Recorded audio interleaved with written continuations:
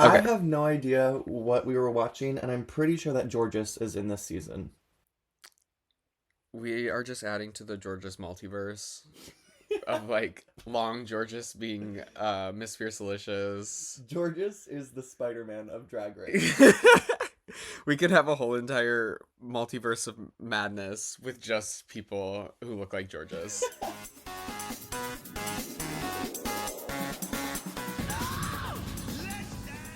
Okay, hello everyone. My name is Dua Flipa, And I'm Babylon. and we're two queers who watch a lot of shit and have opinions about them.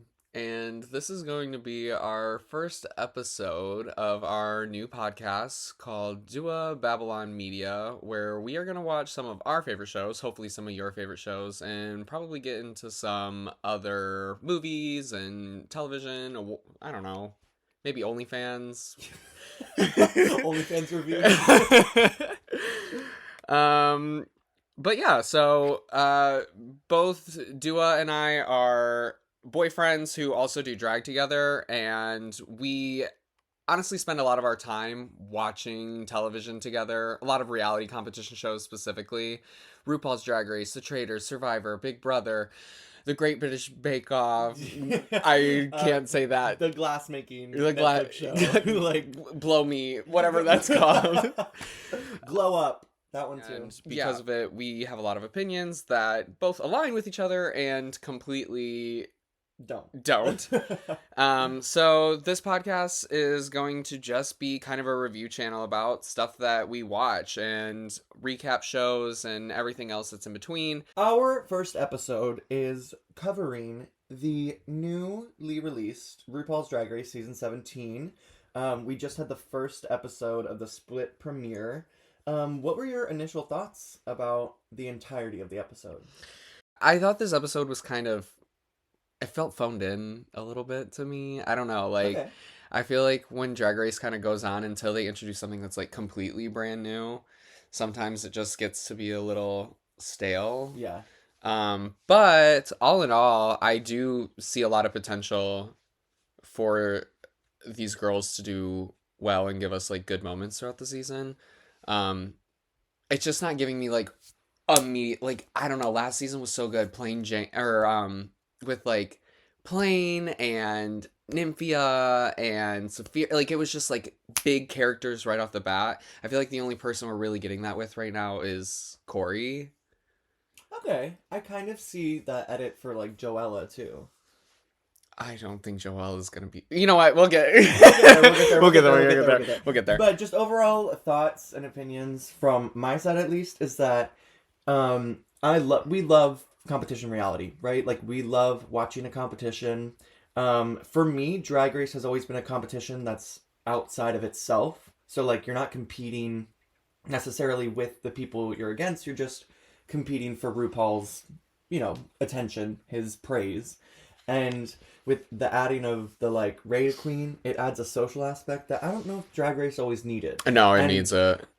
Well, because Drag Queen. I think that Canada's Drag Race is the only franchise that's doing it right, because there's an even balance of the judging panel having a say in what the queens are going through and them having allies. Well, That's okay. frustrating. I will say that this episode does start off very different because we get into the episode and we're starting off with a parody of introducing our queens with, instead of doing the Squid Games, they're doing the Squirrel Games. We see our new 14 contestants enter a Thunderdome of a game of red light, green light that is being overtaken by none other than Little Pound Cake. Well, it's not just the 14 new contestants. There was like, how many? Probably like 50? There had to be that many queens. But a mixture of queens we don't know, queens we've seen on the show, Angeria, Kylie Sonique, Carrie Colby, Pork Chop. Yeah, Pork Chop was the first one to get pied too. I don't know if you noticed that. Yeah. So basically the girls are just playing a game of red light, green light, and then chaos ensues and everyone gets hit in the face, or in Kylie's case, she said this costs me too much money. You will be throwing a pie at my ass. Right. And I Um, loved the cuts to RuPaul, like, sitting behind the machine, just pressing random buttons and watching everyone get pied. It was so good. but yeah, so it was just like a cool, fun introduction. I loved the little clown being there that was the stand-in for Bianca Who? Del Rio. Morgan McMichaels? Morgan McMichaels was there. Oh, okay. Sorry, Morgan. Okay. Sorry, Morgan. No, it was really fun. And also it made me wonder when we were watching it, I was like, were some of these girls like I'm assuming that probably most of them were like LA people because they just needed to get like people to come and film it as soon as possible. Right. But I was also wondering if like these are girls who like auditioned and like didn't make it and we'll see on future seasons. Well, that's what I was thinking because I saw some people in the back that I was like, that is definitely not anyone who's been on Drag Race before. Mm-mm. And they kind of seemed like filler girls, Mhm. but you're right, they could be future seasons or who knows, part of the pit crew. Minnie Wang. After we get done with the whole entire Squirrel Games, we jump right into our workroom entrances. And the first girl that we get introduced to is Miss Lexi Love. Walks in, why y'all gagging? I haven't even stepped on any necks yet. Okay, first of all, Lexi's look is giving like Cupid meets Victoria's Secret. With the Yeah. wings and everything. And honestly, she looked incredible. She does look incredible. And you know what's kind of interesting to me about Lexi is that her face out of drag is what would be perfect for drag. And I just don't know if she like nails it. Do you know what I mean with the mug? Do you know what I'm talking about? I do No. not know what you're talking about. Okay. I think she looked like completely perfect. Like I really, honestly, like as far as because workroom mentions, they always say it's like your first impression, but like honestly, I don't agree with that because now we do these like crazy meet the queen things. Right. Like that truly to me is your first Introduction to the Yeah. world.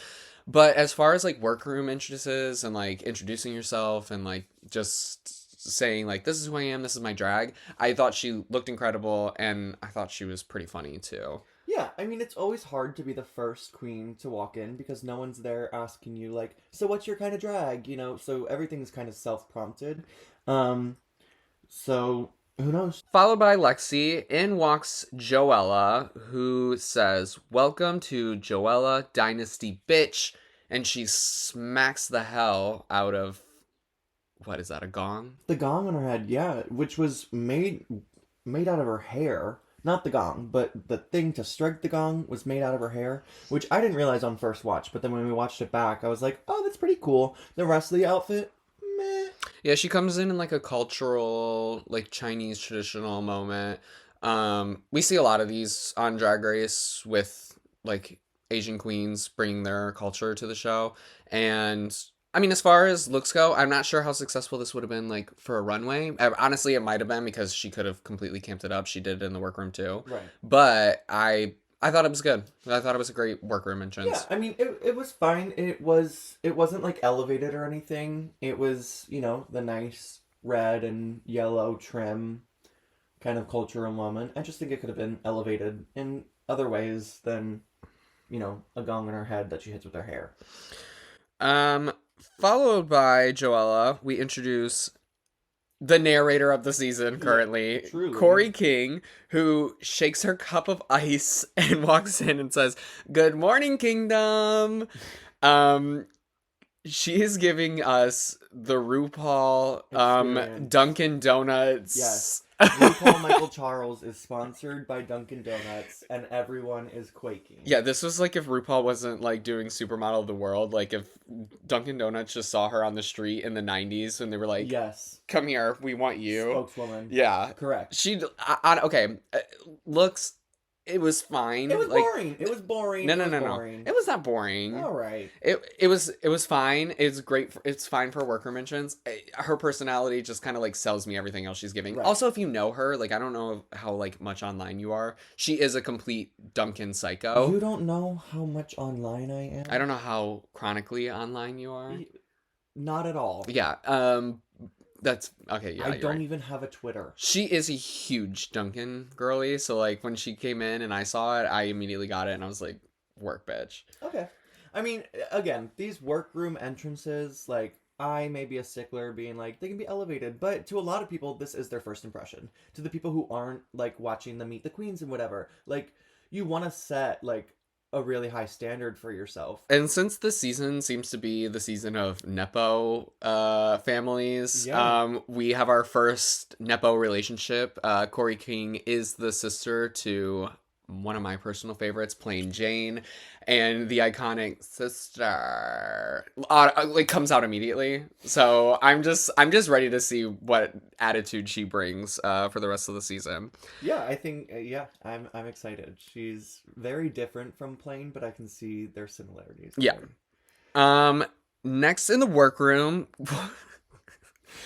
I'm sorry, this name is absolutely psycho. We have Lydia Butthole Collins. Lydia B. Collins, and the B stands for butthole. Her maiden name. She comes in and says, "Did someone say my name 3 times?" Okay, so her look is, after she explains what her name means, she's inspired by like Tim Burton and stuff like that. Her name comes from the character Lydia in the movie Beetlejuice. Her outfit is giving that. She kind of, okay, her outfit is very much like Tim Burton meets kind of like a Beetlejuice character, almost like the sandworm from that movie. It's a little ill-fitting. It's a little weird. But I will say the makeup and the hair was stamped. Yeah. Um, I mean, the look was really consistent, and I think it's, even though it was like a little simple, it was definitely more elevated than Corey's look.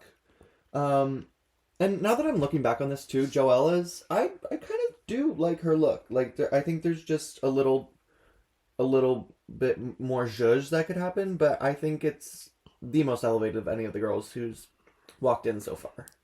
yeah. I gotta say this though. Lydia's entrance look is one thing.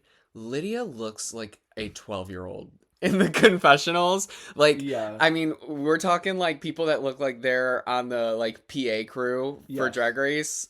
I mean, She's like fits in with like like younger than Blair St. Clair on her original season, which I didn't think was possible. yeah. But I mean, yeah, she looks like, well, let's be real. This season is twinkdom. Like, there are twinks out the wazoo. Like, holy lord, every one of them. Twink. Sorry, Corey, you're not part of that group, but the rest of them. Damn. The next person who comes in, Arietti. Ooh, can I do the impression Oh, of her entrance? oh, sure. Oh, yeah. She walks to the room and says, "Hi." Alright, that was a good try. It's Hello. there you go, that's better. Hello. There you go. Yeah, okay. You had to find the right note. Yeah, find the note, right girl. Sugar. Find your note. I really love someone who walks in and has a consistently different makeup. The way that she contours her nose to almost make it look like deer-like and come to a point, I think is really cool. It's one of the reasons, I love Crystal Method and Trixie. They just all have like a signature stamp, and I think that that's working for her. The outfit was super cool. It was very, like, I mean, we see a lot of spikes in drag. So sometimes, Love the look. yeah, you see a lot of spikes in it. drag. She's wearing like this coat with spikes all over it. Her hair is spiked in all different directions. She looks like the coolest Pokemon character I've ever seen. Yeah. I'm completely obsessed, and honestly, the makeup down is one of the coolest things I've seen on Drag Race. I can see the critiques they've already started of her makeup, but like literally, like if you have a stamp, like Do it. do it. Yeah. We want to know who you are. I think she's related to Irene. Yes, Right? yes, Irene Irene. the alien. We have our next Nepo baby. Yes, Add who a Nepo was- baby to the count. Season 15, first a limb. Well, as we know in this episode, that does not happen. So at least she's beating the family curse already. Well, that's true. But That's true. also that would mean that I believe she's also related to Bosco, because I think Bosco and Irene are related in some way as well too. Oh. Next to work in the workroom is Gorgeous. sorry, Georgia. Georgia. Jewel Sparkles. Jewel Sparkles, who Who says looks exactly like Georges. It is crazy. Well, Jules walks in the room and says, "Don't worry, I'm not just a bitch. I'm that bitch." Which is something Georges would say. Like, you have to forgive me. Okay, so she comes in this pink, little short, ruffled skirt. It's very Ariana's Positions cover, with the headband and like the plaid, like everything. But Yeah. like instead of it being in green, it's literally in pink. What's her name? The Presley girl? Priscilla, Priscilla. Yeah, Yeah, giving Priscilla down. Love the little 60s headpiece that she's got. And the long black hair that, Georges would always rock. okay, you gotta stop comparing her to Georges. She's literally her own person. I understand that, but she dances like Georges, she looks like Georges, and hey, that's a huge compliment. Everyone loves Georges. Okay. Yeah. Sorry, Jules Sparkles. She walks in very cutesy, very girly, very Priscilla Presley. And, Ding! Yeah. Ding! And I'm excited to see what she does with the season. You can obviously tell that she is a mover or a dancer of some kind. Yeah. Which later on in the episode, we find out that part of her spine is bionic. It's metal because she had to have part of her spine removed. Which is crazy for how she dances and how she moves. That's amazing that she's able to do that. I gotta say, Jules walks in the room, immediate top 4 for me. Immediate, Okay. like I just see it for her. I think Okay. the looks are gonna eat, and I think that her personality is really shining through on her entrance here. Next person representing our great city is Lana Geray, who walks in the room saying, "Good morning, dreamers." Which we then find out her cat's name is Gouda. Yeah, I honestly, at first I thought it was because she was wearing all yellow. She's wearing like this two-piece, kind of like, that's not really a bathing suit, but like two-piece lingerie set with a cape. And it's all yellow. I thought she was just saying she was cheese. I had no idea, but then we do find out later that she has a cat named Gouda. Well, don't we know a drag queen, Brie Bordeaux? Yeah, Brie Bordeaux. When she walked in, I was literally like, bitch, that would have been a great Brie Bordeaux entrance line. Yeah, well, that's a different cheese. Okay, yeah. It's still cheese. She should just walk in and just walk into the room. If she ever ends up on Drag Race, she should just look at the camera and say, cheese! That's it. Oh, I get it. Like, yeah, smile for the Okay. camera. Okay, I'm following. Lana looks fucking great. Lana Like, looks incredible, literally model. Skin down. Yeah. Love the shine. Love the skin. She looks Makeup. so good. Makeup is gorgeous. Yeah, she is serving woman. Oh, model. Yeah. And also, we're adding to the Nepo baby count. Daughter of Luxnor London. Mm-hmm. Which I feel like you can kind of see In her makeup. Mm-hmm. But holy crap. I mean, she's fucking gorgeous. I literally have no notes for anything that she's doing. Okay. Oh god. This is the one I don't want to talk about. Why? Sam Star? Sam Star walks into the workroom. "Well, I heard you were looking for America's Next Drag Superstar." Sam walks in the room looking... Okay, while I know she's not a big girl, she just looks somehow... You know what? I won't say Ozempic. I won't say Ozempic Alyssa Edwards, but the substance Alyssa Edwards. Giving you... she's coming in like this red, white, and blue. She's got a train in the back with the American flag. Makeup's great. Hair's great. But yeah, she absolutely looks like Alyssa Edwards, like, on the substance. Yeah, it's giving like Alyssa and Trinity the Tuck combined into one person. I love a Southern pageant girl. I wasn't a huge fan of the wig, but it works for the outfit, so it's fine. Whatever. Oh, okay. What? You're not saying what I Smash? thought you... Yeah, I was Okay, gonna say Smash. this Sam whole... Star Smash. The whole reason I did not want to talk about this woman is because every time her confessional came up, you were just like, my type, smash. I didn't say my type, I just said Smash. Heard that. Okay, so we're adding to our Nepo baby. You're a twink too, and you have a good personality. This season is full of twinks. it's the twinkdom, and I'm here for it. You know that. Corey King should have walked in and said, "Good morning, Yeah. Twinkdom."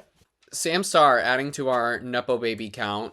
She is the daughter of All Stars 4 winner Trinity the Tuck. And we forgot to say this, but Jewel Sparkle is also granddaughter to Trinity, I think. Yes. So we've seen like mother daughters in the workroom before. We've seen sisters in the workroom before. I don't think we've ever had like a Auntie. auntie. I'm sure there probably has been. We just like don't talk about that relationship because drag is at the end of the day like a small community. So Next to walk in the workroom, we finally have a little bit more Ohio representation, so I'm super excited. Anya Nerve walks in and says, "Well, it do take nerve, and it do take nerve to wear that that outfit. into the workroom." Yeah, yeah. Um, Not sure. You know, there's a theme here, right? We're doing early 70s. Okay, I like it. She's got like this maroon jacket with like long frilly. What would you even call them? long fringe. Long fringe, like all the way down to her knees. White bell bottom pants, and huge hair, which I love the hair and makeup. I just think that that is an outfit that someone wore. I just think as far as like the entrance comes in, I'll say this: there hasn't been an entrance like this in Drag Race. Like I can't think of any. I can't compare it to anything. So I like that. I just think like if you're gonna do bell bottoms, bitch, give me huge hip, Yeah. tiny Yeah. around the knee, huge bell bottoms. When I'm looking at this picture, she looks like the letter L. Oh, The lowercase. girl, bye. You know, just like where's the shape? Yeah. It's Okay. I'm not obsessed with this. No, me neither. But that's okay because I really like Anya's personality. I think every time she came up in the confessional, she was really, really funny. And by the end of the episode, I was telling Babylon, I was just like, you know, Anya Nerve has a lot of right opinions about other people, not necessarily about herself. Our next entrance, who's one of my favorite queens by far so far, Miss Susie Toot, the 1920s flap dancer who is not brought down by the Great Depression. Susie walks in the room and says, "I've always wanted to have my name in the papers," and she looks like Orphan Annie. Yeah, yeah. I mean, to me, she's giving like female version of Charlie Chaplin. What he would wear if he was female. Okay, You know? yeah, it's definitely a character. I'll say this: I immediately feel like I know who she is right away, which is can sometimes be like a double-edged sword in Drag Race. Mm-hmm. Because I feel like I know what I'm supposed to expect from you, but where that kind of can be a good thing is the minute you start to do something different, like you bring something that's like not expected of you, it can go super well. Right. Oh, well, I mean, that's like Evie when she did a lip sync against Brooklyn. People were like, we did not know that you could do this. Right, exactly. But Susie, she looks good. I don't have any complaints about this. I am worried about her. I'm worried that she's gonna get kind of stuck into that one thing and kind of be like a plasma, you know, where it's like everyone knows what you're gonna do. But you know, she does have a lot of humor in what she does, and I think that she's almost like, you know, 50 years prior to Jinx Monsoon, right? Jinx Monsoon loves like a 1960s housewife moment. She's a 1920s girl. That's 40 years, but you know what I mean. But She's we're funny. drag queens, not good at math. Oh God. Right. Next into the workroom is Hormona Lisa. Girl, bye. Sob. She says, "Hello, royal subjects. It is I, Hormona Lisa, at your service." Hormona comes in all in pink and pastel. She's wearing a really cute dress. It's fine. It's fine. I really don't have anything to say about it. It's clean, it's nice, it works. Because honestly, where my brain immediately goes to when I think of Hormona Lisa is her confessional look. She looks like somebody's mom. She looks like a librarian. She honestly, any girl that walks into the workroom, I'm going to be rating their like quote unquote realness off of Hormona Lisa. Like if I saw Hormona, I'm like, that's a woman. That's a woman. That is a Right. woman. Yeah. She Well, okay. Here's my thing. Is she comes in, right, and everyone's like, "Oh, we think we recognize you. You're the girl who RuPaul Charles handpicked." And so it's revealed that she, during a book signing for RuPaul, he said that this is your audition. Have you auditioned for Drag Race before? And she had a micro USB in her purse and handed it to him, and RuPaul said this was your audition. Now, let me tell you something. If you're going to walk into the workroom and say, I was handpicked by RuPaul Charles himself, look like it. Back it up. You know, it's giving like James Mansfield of season 9. Not even All Stars. Do you know what I mean? No, it's not that bad. Okay. Personally, pass. I was reading about this on Twitter from her. When she went to the book signing, she originally bought tickets and she was like up in like the nosebleeds. Like she wasn't anywhere near the first floor. And I guess somebody from like, I don't know if it's RuPaul's team or somebody, but they asked her because I think she was the only person there in drag. And so they actually asked her to move to the first floor to like close to the front row. And then that's when everything happened. So it almost is like, it's kind of like a crazy twist of fate, in my opinion, because it's like I'm sure that they just wanted her down there for like pictures and stuff like that because it's like, you know, whatever. Right. And then ends up just being on Drag Race. Well, you know what's interesting is that now at every single one of RuPaul's book signings, there's drag queens. Be a clown no, there car already of have drag been queens. I'm sure people are like, oh, this is my way in now. Yeah. So there's gonna be freaking busloads of drag queens sitting at every book signing with a micro USB in their purse. So, you know what? She was the first to do it. I'll give her props to that. But RuPaul also it's like famously known that like RuPaul used to like go to people's shows before they ended up on Drag Race. Like RuPaul's been to like Monet Exchange, Alaska, Raja. Oh yeah. Raja. Like Raja's the only person that never auditioned for the show. I guess technically, would you say Hormona now fits in that category? I don't know, because she did submit an audition tape. Yeah, you're right. Raja didn't even submit anything. Right. She didn't make a video. She didn't press record, and she didn't do the whole. No, Grandma doesn't have time for that. Grandma doesn't know how to work a computer. Grandma got a text on her iPad and booked a flight to LA. But yeah, I'm not obsessed with this entrance look, but oh my god, completely obsessed with the confessional. Next into the workroom, Crystal. No. Sorry. Crystal Envy. Crystal Envy walks in and says, "Yup, I'd envy me too." First of all, mug, hair, like down. She's a really pretty queen. Yes, Plastique has done it better. Dog.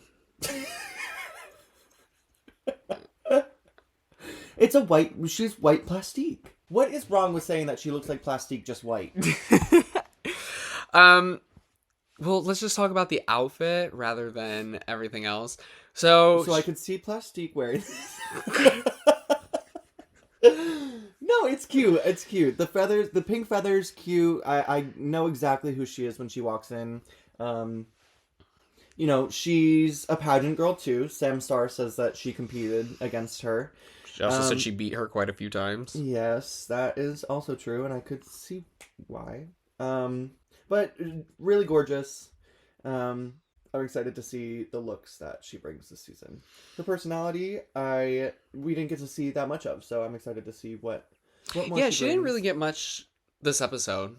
She was a lot of like they went to her for a lot of like face reactions, but they never really went for her for anything that was like. Well, you have to remember she is in the other group too, so hopefully next week we'll see a lot more of her. Oh, I did forget. I forgot.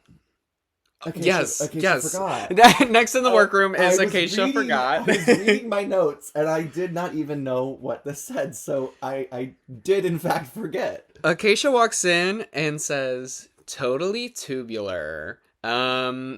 Acacia is giving a little bit of I know it's not inspired by her, but she looks like Nina West. Yes, yes, she does. She's wearing a leotard with a skirt, pink and black, big white hair, and crunchy makeup. And she looks like she got slapped around before she walked into that workroom. I love The blush. I I do too. You know me. I'm a blush on my forehead kind of a But person. why did she blush the whole face? Yeah. You know, I don't know. Like if You can see it in the photo. yeah. It's going like it looks like a black eye. I, I'm not obsessed with this. I Not at all. actually would say it's a pretty bad It's entrance. horrible. And honestly, when Joella comes on camera and says like, "I love my sister," they're both from LA. She's like, "I love my sister," but she's looking crunchy. I'm like, yeah, And that's she said just she has a lot of strengths in other places, which hopefully we'll be able to see at some point. Um, yeah, in fact, I wrote hate and I spelled it with four T's and four E's. So that was my reaction. I love the bolo tie. She's wearing like a pink bolo tie though with it, and I gotta be honest, that's probably my favorite part of the outfit. Also, her workroom or her confessional look too. I will say the transformation from her boy to her girl, it's night and day. But why does she look 20 years older in drag? We know a lot of drag queens that do that, and they almost do it on purpose. I don't think she does. Okay, now we're getting to the final queen, and let me tell you something. This is how you do a motherfucking entrance to the workroom. Lucky Stars walks her ass in this full painted, constructed, drippy paint kind of look, and right away you know who she is. The makeup stamped, gorgeous, giving crystal method kind of like exaggerated makeup, and I absolutely loved it so much. Lucky Stars walks in, says, "Oh, daddy, I think I stained the sheets." And you're right. Like this is literally a Jackson Pollock on acid. It is incredible. It's super cool. Nepo baby count, and this is where we're ending it out. Daughter of Nina Bonina Brown, which you can tell. I feel like with like all this paper being used, And the construction. yeah, it's fucking incredible. And here's the thing is that I typically don't like outfits that are just like a rainbow, right? Like I love like color blocking and themes. This is every single color and it does not look messy in any way. It is so beautifully painted. I can't wait until we see more from her because that's how you do it. This is what I'm talking about when like your entrance will get you fans, right? I didn't really watch a lot of Meet the Queens. I watched them one time, but I didn't really know the queens that well. And as soon as Lucky walks in, I'm a fan. But I love this like idea of drag that is paper to make a character. David Puck, NYC legend, does Yes. this all the time, and I see a lot of David Puck in this, so I'm completely obsessed. So that rounds out our 14 contestants vying for the title of America's Next Drag Superstar. And we jump straight into RuPaul jumping on screen. Woo, girl! And RuPaul's look this season on the TV, that hair, That's a woman. that's a woman, and she is Marsha Brady. She is Marsha Brady, you can't tell me. Okay. Yeah. Well, RuPaul introduces the challenge. This week we're doing Drag Queens Got Talent, and we also are reintroducing Rate a Queen. So basically the queens are splitting up into two groups of 7.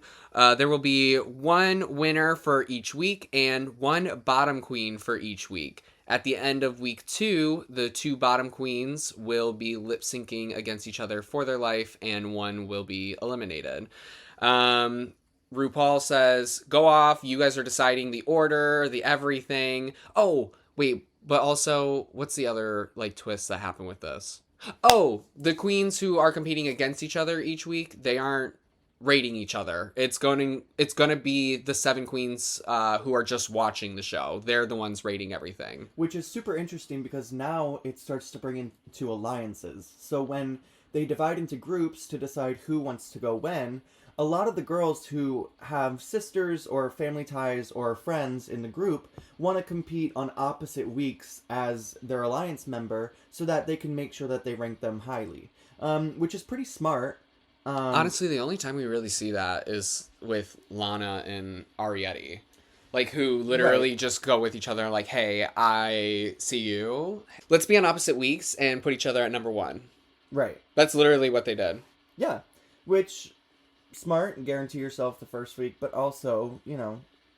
Everybody hates gerrymandering until it's in your favor. Who the fuck is Jerry? Just kidding, I know what gerrymandering is, and it's very real in the South.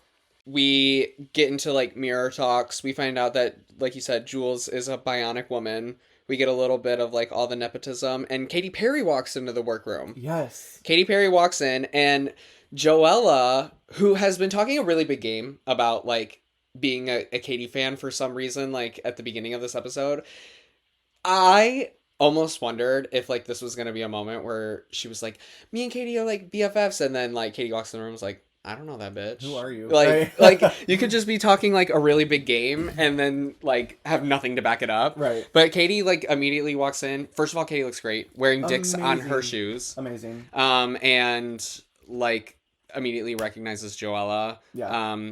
She was honestly, her walking into the workroom, probably the only thing that made me like Katie this episode. Yeah. She says that she loves Joella, the drag queens. Says Hormona has a demonic laugh. Yeah. Like everything else about Katie this episode was just like not my favorite. But I thought she was great. Okay, wait. I love this new era of Katie. Do you? Yes. I do. Like, I feel like she's taken her power back. She's kind of in the fluffy kind of like, whatever. And then she tried it with Roar. Didn't really work. And now she's like completely Roar, rebranding. #1 charting best Katy Perry single. No, I'm not saying it was a bad song. I'm saying she tried to rebrand and be like, I'm fierce and strong. But it was kind of just like, good pop song. I'm so sorry. What album was Roar on? That's none of your business. I need to know. It was on Prism. Okay. Prism had like Dark Horse. Okay. What are you talking about? I'm just saying that I like her new brand. God damn it. Unconditionally. What are you saying? I'm not saying those are like, I'm a badass bitch and I'm a woman. It's a woman's world and you're lucky to be living in it. Like, that's different than like, unconditional.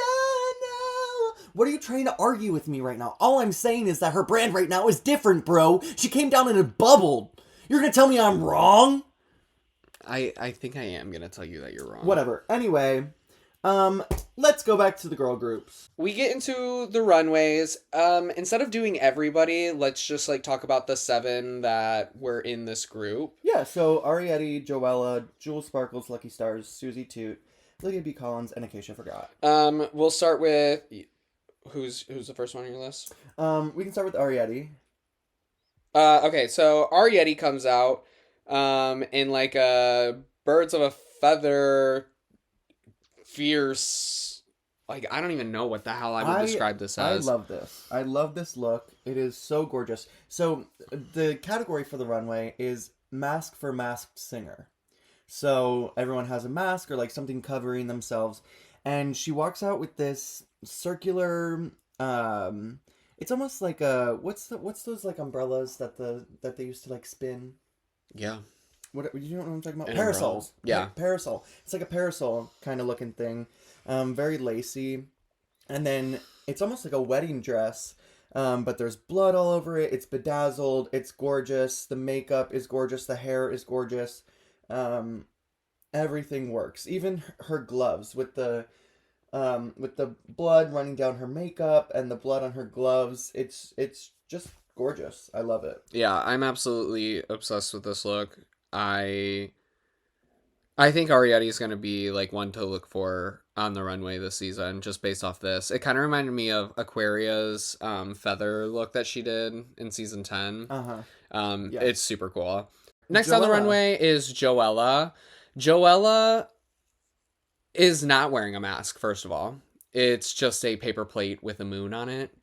She's giving you a galaxy of your dreams kind of look. She's wearing like a nude mesh bodysuit with tulle draped all over it. I don't like the look itself, and then I also just I think the mask is not a mask. And the hair needs to go. I hate that hair. Throw it in the trash. Sculpted wigs that are outlined and Bedazzled. trim with bedazzle. I No. hate them. And listen, they're nice sometimes when it's like flowy, right? So if you get the nice flow. No, and because Alyssa Edwards had a billion of those on this last season of Global All Stars, and I hated every single one of those wigs too. I blame Anitra. oh, it is her fault. It is her fault. That's what I'm I saying. forgot. I Oh my blame god. her. I blame her. All right. Jules Sparkles. What Jules- do we think? Okay, Jules comes down, and like honestly, what I can only describe as like an angina silhouette. It's like this baby blue with a mask that doubles as like a fan. I loved it. It's so cool. I loved it. It like she took it off and she was carrying it, and like honestly, she could have given me like a little more like fanning herself with it. Like I would have been like even cooler to me. It almost looked like it could be a purse. It looked like it could be like I said, a drag queen fan. It's really really really cool. Right. I agree. It was beautiful. She's beautiful. Up next, Lucky Stars, who starts coming down with a pizza box in front of her face, and when she takes the pizza box away, her face is a pizza. Her entire body is a pizza, and I love it. Listen, being from New York, we love pizza here, so I was hungry after I saw this, and I again thought this was super cool. I don't know how I'm going to break myself from like I said, my David Puck delusion. Yeah. Because like every time I see her, that's just like what I think of. But all in all, this was a super cool look. Well, with seeing this look and her entrance look and her talent look, I'm a little bit worried that the judges are going to start to read her for that. But I think that's seriously, if that really does become a thing, I genuinely will be like, that's the judge's fault, because this is her drag. How are you going to be Right, like, no, hey, no. so your drag is like too much this, like we want you to like do something, we want you to come down as a woman, like that's not my drag character. I agree with you, but they've definitely done that to people before. Yeah, you're right. I am worried that they're going to do that too. Okay, so next is Miss Susie Toot, our 1920s tap dancing diva. She comes out in, again, not a mask. It's it's a helmet of a dime that says "In Toot We Trust," and she's again giving you like what is his name? Charlie. Charlie Chaplin. Yeah, it's Charlie Chapman. Just bedazzled. Chaplin. Chaplin. I always say Chapman. She's coming down in another Charlie like kind of look, except this time it's bedazzled. That helmet came off, and I also, like Michelle said, I got scared. That makeup is, for this look, is jarring. She has a certain way to do her makeup, and it's interesting. I love the signature. Like, I like that she's able to tie the signature. Again, love a signature makeup, because anytime I see this makeup, I'm going to know exactly who it belongs to. It's super her. I just like the amount of silvers that are being used in it, I think is really what is like actually making this terrifying. Yeah, it is a bit jarring. Up next is Lydia Butthole Collins. Okay, before we actually get into this look for what Lydia wore down the runway, I have to say that RuPaul will sit there, and her name is Lydia B. Collins. That's what she's been on Meet the Queens, everything. Like, everything that she is Lydia B. Collins. RuPaul literally introduces her as Lydia Butthole Collins, says butthole so many times this episode, And it just drives me crazy because I'm like, RuPaul is like the type of person who will literally change everyone's names if he doesn't like it. Right. Like, we just had Tessa Testicle, would only call her Tessa T. We had Releasa Slaves, would only call her Releasa Slaves because he doesn't like the name. Yeah. But has no problem being up there like, butthole, Butthole, butthole, butthole, butthole. Like butthole, butthole. Like, it's like... RuPaul Charles is a 70-year-old fifth grader. Like, actually. He's like, your middle name's Butthole? No way, Like, bro. where... I need to know where RuPaul draws the line. He's going out of his way to make sure that he can say butthole. Yeah. He wants to know how many times MTV will let him say butthole on screen. But Lydia comes out in this, like... Joan of Arc, Fifth Element... I don't know what it is. Space... I have no idea what this is. It's insane. Like a space warrior. I gotta say, it is polarizing. Like, the longer I look at it, there are parts that I love. Like, her mask itself is super cool. It's like super cool. It's like a bedazzled, like, mummy, like the mummy Brendan Fraser kind of thing. The rest of the outfit's not necessarily my favorite. I don't like how it's like, it's not like fitted, you know. It's all It's like a glove. It fits like something. It doesn't at all. No, it's not my favorite. I wonder if she made this. The outfit itself is cool. The concept is cool. I don't know. I don't know if I love the execution, but this is kind of the look that I've been thinking of a lot since the episodes aired. Okay, well that's a good thing. Yeah. Okay, and last but not least from our first group is Acacia Forgot. Acacia came out in The Snowman. So forgettable. She came out as Laquifa. So...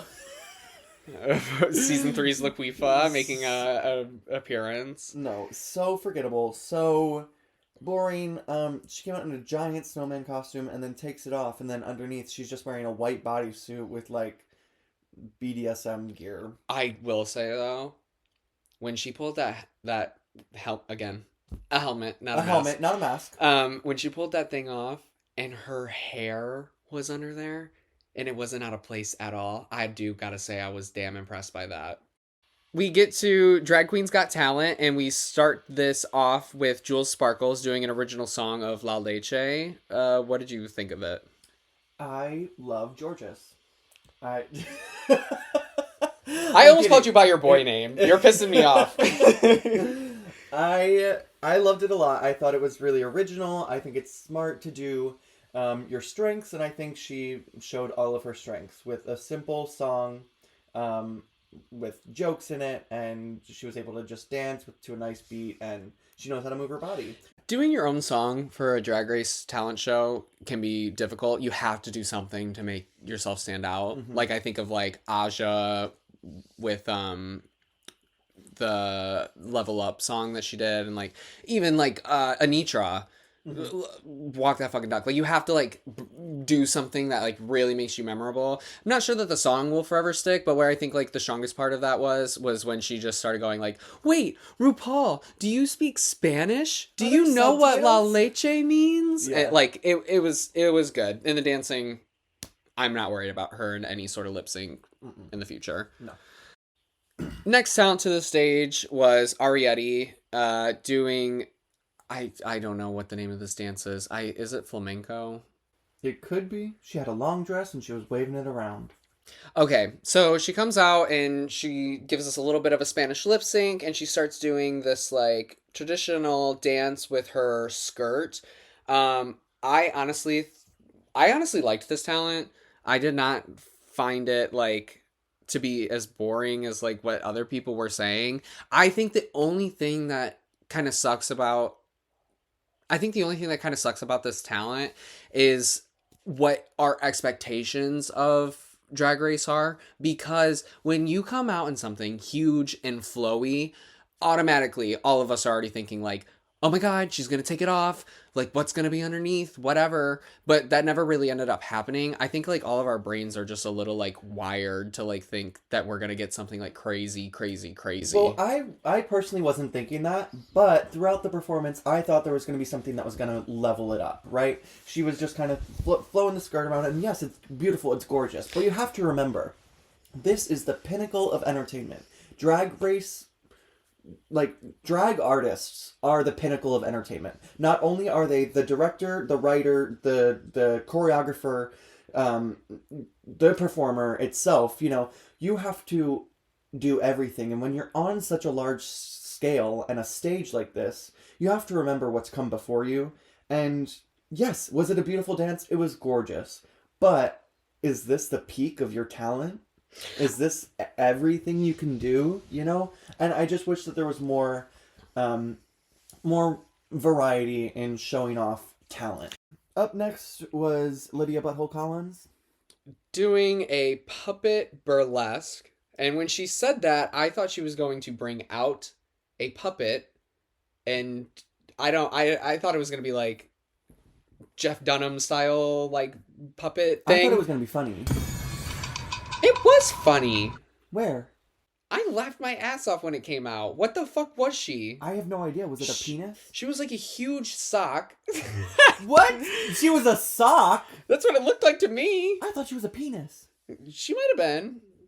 Either way, she does another original song that she is inside a massive puppet and does burlesque to it. For weirdness, I thought like this sticks out. I would fall out of my chair if I was at a club and I saw that thing come out and she did that number. I love that. We're not on a club. But I'm just saying, like, because the person that you're trying to impress right now is not RuPaul. You're trying to impress other queens. And queens see a lot of stuff, so it's like, even myself as a queen, if like I was backstage and I saw Butthole putting that on, you cannot just call her Butthole. RuPaul does. If I saw I saw Butthole putting that thing on, if I saw Lydia put that on before she goes on stage, I would be like, what the fuck? Like, biggest smile. But then I would want something to come from it, and nothing really came from it. Anyway, she kind of just comes out from behind the puppet and is standing there in her red dress, and there was no like moment where I was like, there's the punchline. Now I'm laughing. Yeah, the burlesque part of it was kind of useless. The afterthought to this whole thing. The burlesque part was her just taking feathers and sticking it out the mouth. I just thought, like, if you could utilize like the pit crew, because they obviously came out and helped her like out of that thing. Like, if you could utilize them, I just would have utilized them in a different way. Like, maybe they put big fans in front of like that like body thing that she has, and she rips it out and it comes, and now it's naked. Yeah. Like, just something. No, like, I agree. It was again perfectly safe to me. Up next was Miss Lucky Stars doing an original song, as a lemon making lemonade. Yeah, she comes out and says, I believe the first thing she says is, I'm going to teach you how to make lemonade today. Immediately, my heart drops because I was so scared we were about to get an Irene thing. Me too. I was like, no, have we not learned from this?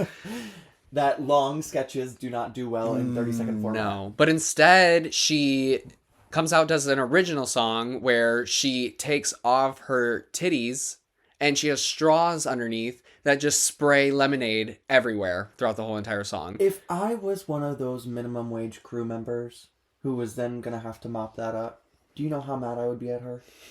I would be sitting there being like, really, bitch? You got to spray it again and again and again? And she probably had to do it twice. Why? Because most of the time when they do those talent shows, they film them twice. Well, okay, what if one time you suck and one time you're good? Well, that's what happened to Pheromone. This number was so funny, so good. Got everybody completely hyped up. Like, I think everyone was like a little, I don't want to say bored, but like, where is the drag? Yeah. Like, where's that next level? And I think she brought it. Yeah. Also, spitting stuff out of your titties in front of the queen of spitting stuff out of your titties. Who, Michelle Visage? Yes, but also Katy Perry. Yeah. It was so full circle. It was really good. Yeah. Next, bringing their talent to the stage was Joella. This is what we're talking about when it comes to original songs. That suck. That are just like, this is my name, and this is what I do. Yeah. I'm gonna kick and come on, Mama Ru, bring me the crown, give me the crown, watch me strut and watch me strut. She had one moment of a high kick, which I was nervous for. I will admit. That high kick was kind. When the leg was up in the air, She that ate supporting leg was not supporting. I was nervous. Hers was my personal least favorite. Mine as well. Mine too. Okay, so Joella was a pass for me. Really didn't like it, and probably would have been my lowest rated. Yeah, I think I would have rated her the lowest too. Who was next? Was it Acacia or was it our girl Susie? Susie was last. Okay, so up next was Acacia Forgot. Yeah. So the talent is her singing her original song. She's playing guitar at the same time. And she has a really, really nice voice. Yeah, I didn't think it was bad. But the original song, I think, went a little too fast for you to pick up on the like jokes within it. So she's talking about wanting to ride a bull, wanting to, ride a bull, whatever. And then she's somehow talking about a guy, but all the like lines didn't really land. And I think it's because she sped the song up in order to make it fit within that certain amount of time. And it's supposed to be a lot slower so that you can land the jokes. I feel like I could do a talent somewhat to this. I can't play guitar. Like, I'm just saying, like, what I would do is I remember seeing this guy when I was younger who didn't play guitar. But he went up stage with a guitar and then would make jokes about it. He'd be like, "This is my next song. It's called Down a Well." And then he looked inside like the little hole in the guitar and he was like, "Help! Get me out of here!" Or he'd be like, "This next one is called My Cat's in a Washer." And he would just slam his guitar over and over again and be like, "Wow, wow!" Like, I don't know, like, make some sort of like comedy out of like the guitar and then maybe like show that you can do like a little like,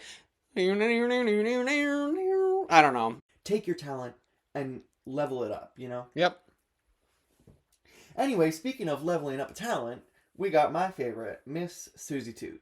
What did you think? Susie Toot comes out and says she's going to be doing tap dancing. And immediately my heart sinks. I'm not going to lie. I was so excited. I know you are, because you have your world of tap dancing, I don't want to say behind you. Sorry! Oh, you did not.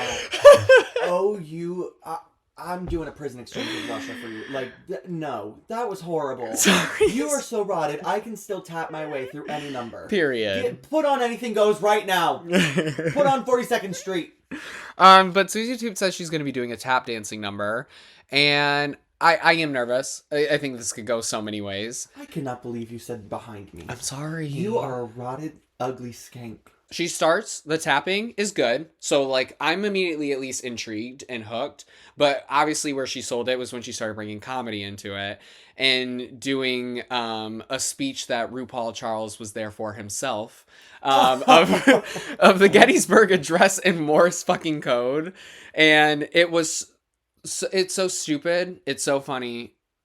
It was great. It was the best talent of the night. It started out pretty basic, just like, little steps, and then it grew somewhere, which to do with like 45-second to 1 minute talent is pretty hard to do. And she showed us that she is good at her talent and that she can do more on top of it. Yeah. Which is what you have to do to win.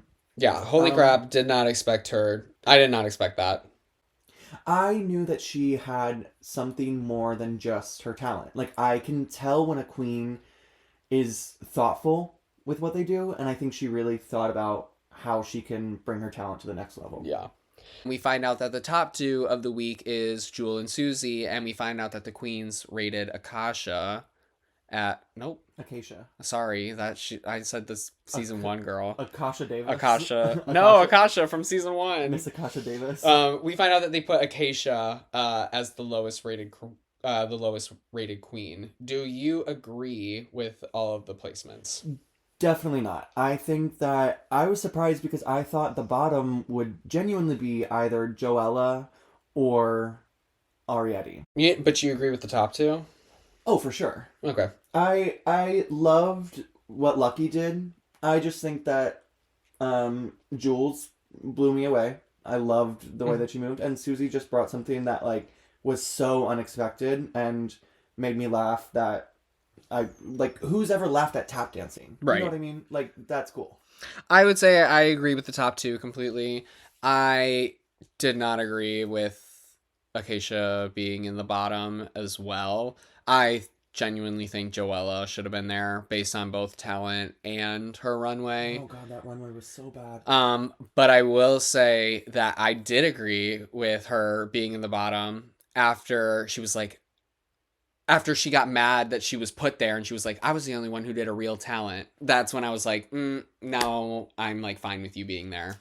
Our top two girls, Susie Toot and Jewel Sparkles, are going head to head for the win and a cash prize of $5,000. And we move to the lip sync song, and it could be any Katy Perry song ever.